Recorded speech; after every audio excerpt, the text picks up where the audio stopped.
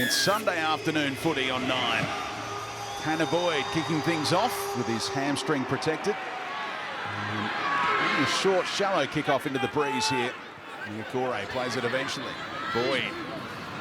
Clark.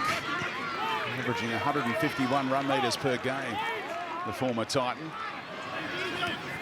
Boyd now. Oh, chase is on! And Pompey scores again against Newcastle. 19-year-old powerhouse on the left edge. Boyd again kicking to DWZ to climb against Marshu. Knocked it back, did he, or knock on? No, it's not backwards, Warriors. So it's a line dropout. On the last, Hastings to kick towards Dom Young, the 2-metre giant out of England. Up he goes, off hands, it's there for Hunt. And the Knights hit back.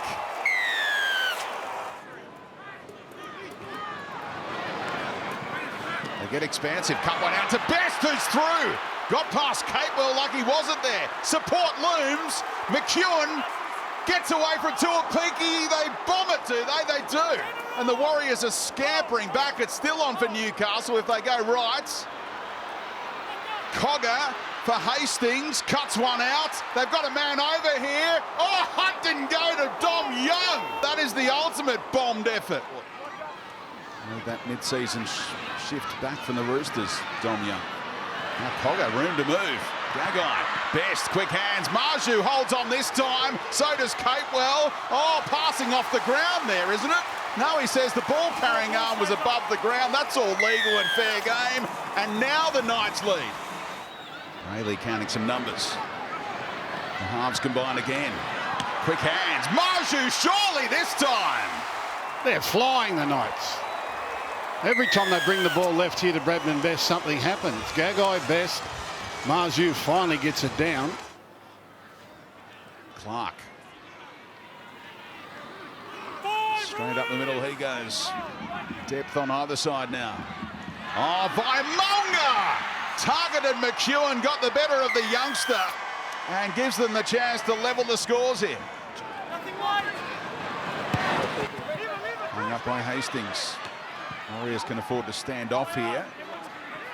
Beware the second kick though. Brayley fires one to McEwen. Best gets a chance one-on-one with Capewell. Almost stepped out of the tackle, kept it alive. Ford couldn't finish off Croker. They're still keeping it alive here. Gagai! This would be some try. What a pass! Brayley! One more pass! Knocked forward by the Warriors. They'll get 6 more. Meadows has to bend down a long way. Dom Young. And they've jumped the gun here, so you can pack the scrum again here if you want to. What are you doing? But they're deciding to go in front by 2.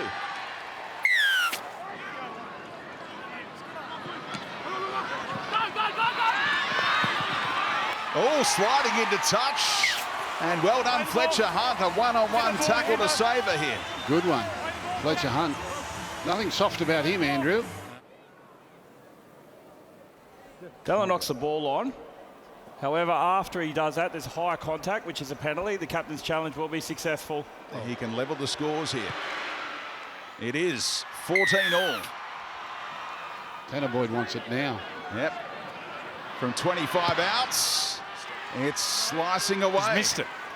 He had too much time. Too far out, you'd think, for a shot at field goals. No, Cogger's going to have a crack. It's travelling. It's travelling. It's over! Or is it?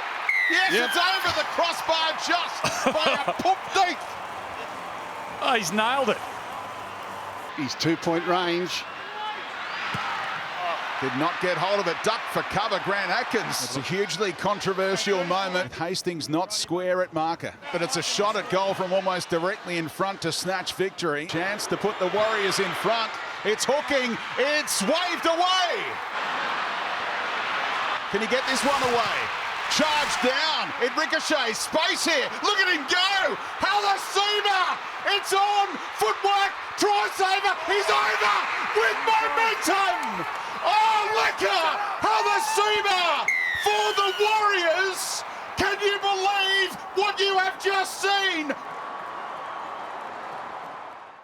Disappointing result, Adam. You did everything but win it, basically.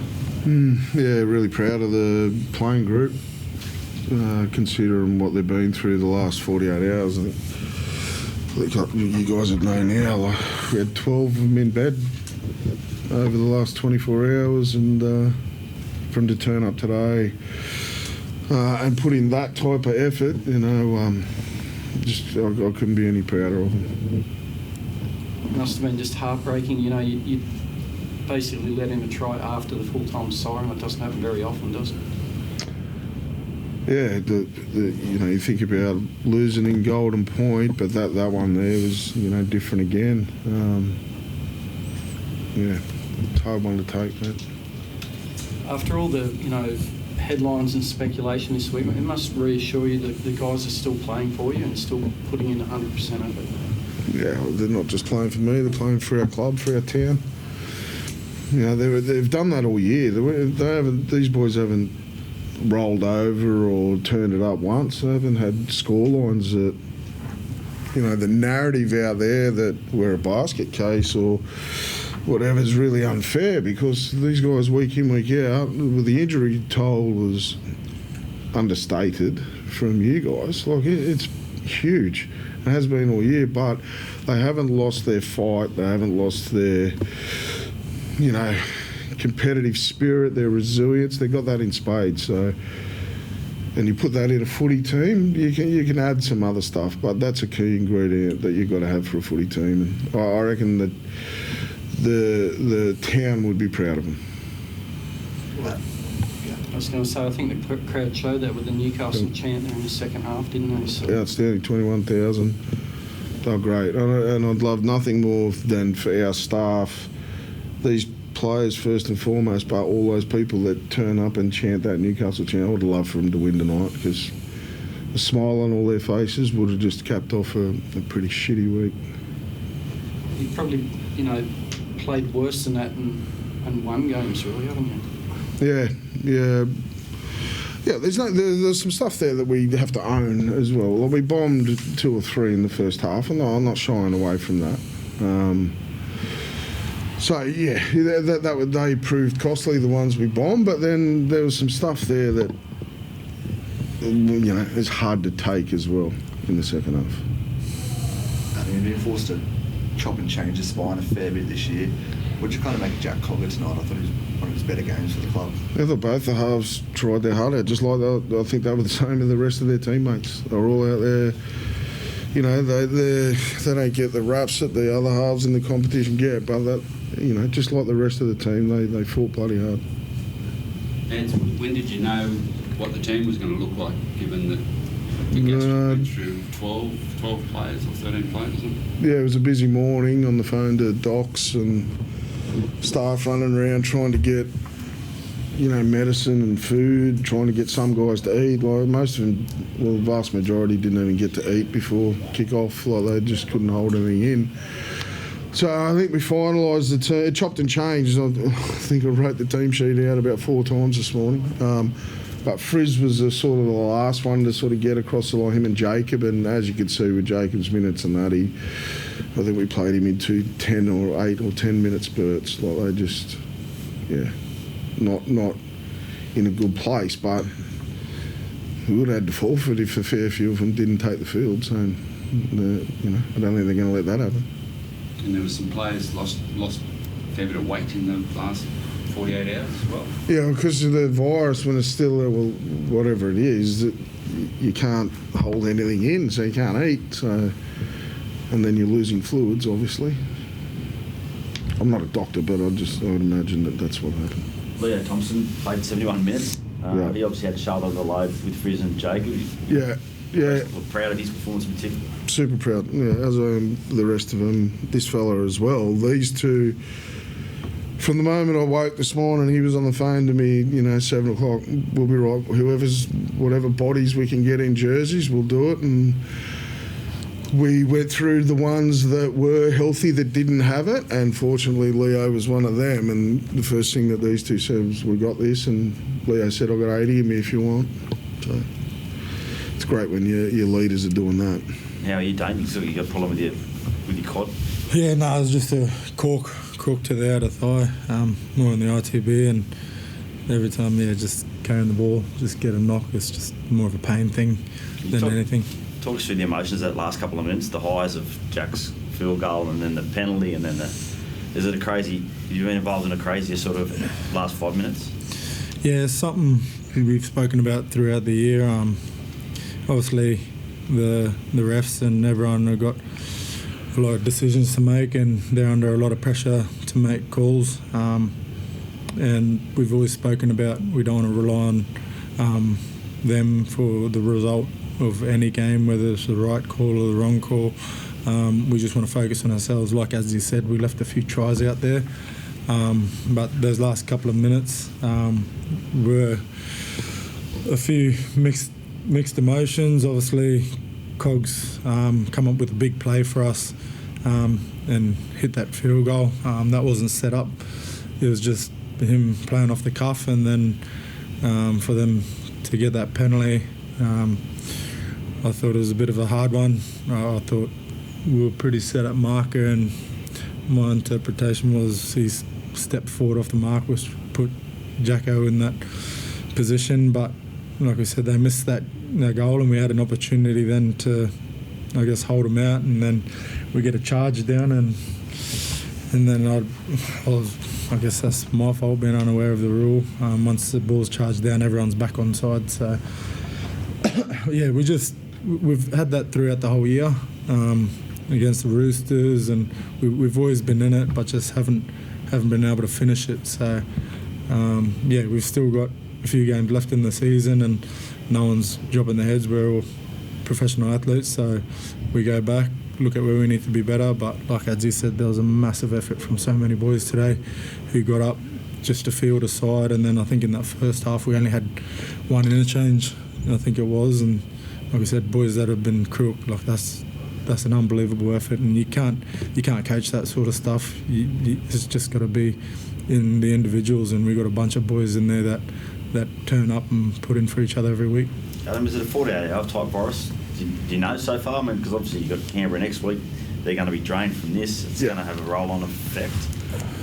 Yeah, it is. The guys that got it first Thursday were ones that were sort of the best today.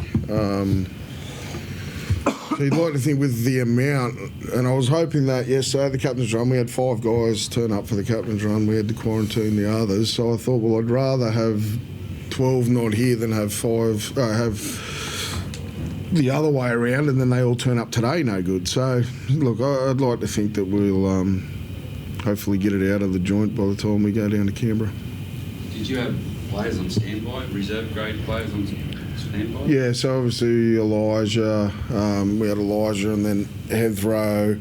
We ruled Jonesy out, but you can only have your 22. I don't know whether we could. And our reserve grade had a bye, so some of them were away, and we had our 22 here, which was fortunate. A lot of headlines and pressure this week when you coach. Do you think the way you played today sort of showed everyone's united and behind your coach? Yeah, well, that's it. We've all got a job to do, and I know this bloke here always puts in 100%. He's up late at nights, cutting video, watching games, preparing us the best he can. So us as individuals, it's up to us to go out on that field and put in a performance where we can win games. So I don't think you get that type of performance if there's any division within the playing group or coaching staff. So we all wear the same brand, the same logo, and we're all in this together. So yeah, we all have each other's backs no matter what. So yeah, I think that performance shows tonight. Andrew, that must have been a great feeling at full time when you got the try and won the game after the siren. Yeah, I'll take it. Like, we've been on the end of a few of those in our time, you know. I think every team has at some stage, and yeah, I like the way that we kept fighting, we kept going after the moment. It wasn't happening for us. We had some really good looks at field goals, penalty goals, and we're earning that through our defence. And then, yeah, we just come up with a freakish play by a young guy who's got heaps of talent, and that's what he's got in his toolkit. Which just happy for the boys that it wasn't pretty tonight, but I still felt like we wanted to try and earn the victory and go after it. And Tanner Boyd, you know, he's come in for Luke Metcalf, but he seems to be doing a great job for you. Yeah, I was just saying to Tanner, I mean, lots of halves, they're going to be in that situation where you got to have the big moment at the end. But if he just wanted to keep having a crack at it, which is the best sign. He didn't hide. He wanted to keep going.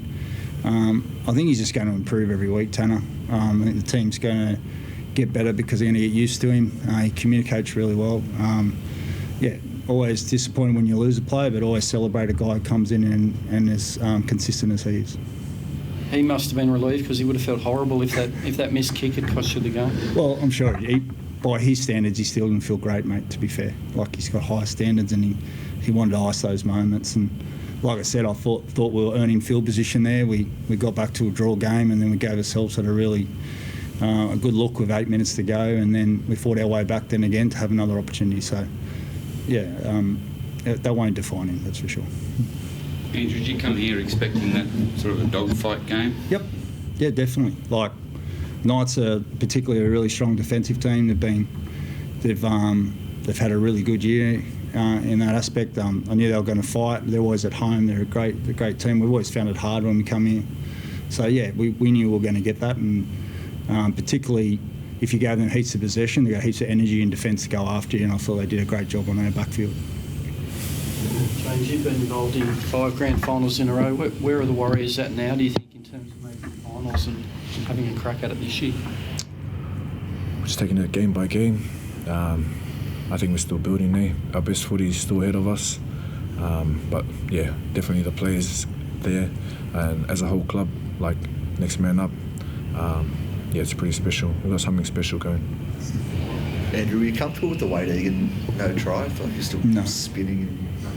No, I know his elbow hits the ground, but he doesn't promote the ball. But he then leans over with the ball. He didn't then go up again. And then the Mazu one, I didn't know how long that looked like rugby union, not like rugby league. But at the same stage, I thought the Knights were very good. So I'm not going to take their effort away from them tonight, but I thought those 2 calls were tough. Like the double movements when you lift the elbow up and go again, he just went like that. And the Mazu one, I think everyone stopped because they thought we're playing league, not union. The Knights were really good tonight, and we've got to get it way better. Obviously, everyone's going to talk about Lecker's try at the end there, but he had a pretty brilliant one-on-one tackle with Fletcher Hunt there in that first half. Yep. How big of an emphasis have you kind of had on his defensive side of this game? Yeah, well, he has himself.